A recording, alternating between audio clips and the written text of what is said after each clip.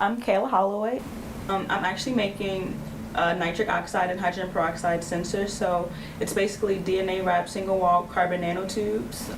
So I'm going to be detecting hydrogen peroxide and nitric oxide in different cells. So the first two things I'm doing is actually synthesizing two different types of DNA.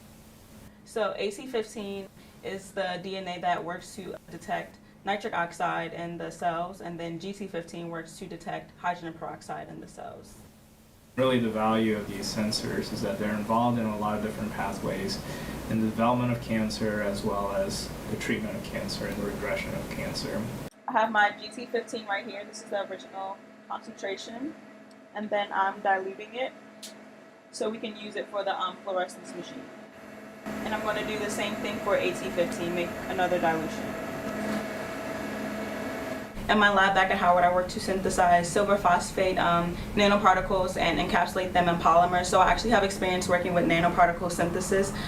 Right now I'm working on the synthesis of the sensors, and we're going to test its response to hydrogen peroxide. So we're going to measure the fluorescence intensity if the peak either increases or decreases once we introduce hydrogen peroxide to the sensor.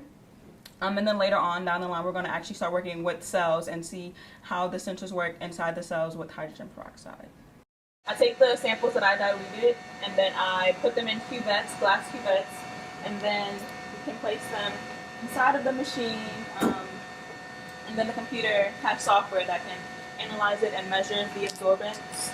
And this is one of my graphs for one of my samples. This is for the AT15 sample at different wavelengths.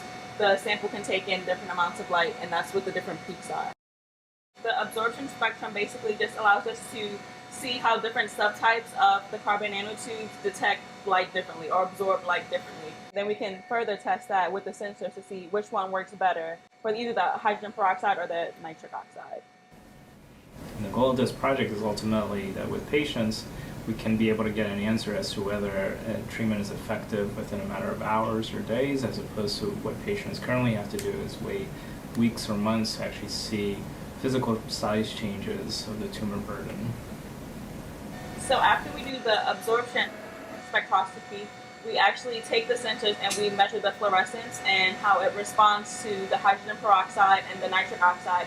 And that's one thing that I'm learning this summer, how to use the fluorescence spectroscopy machine. I'm going to be making a 3D tumor model, which is really cool too.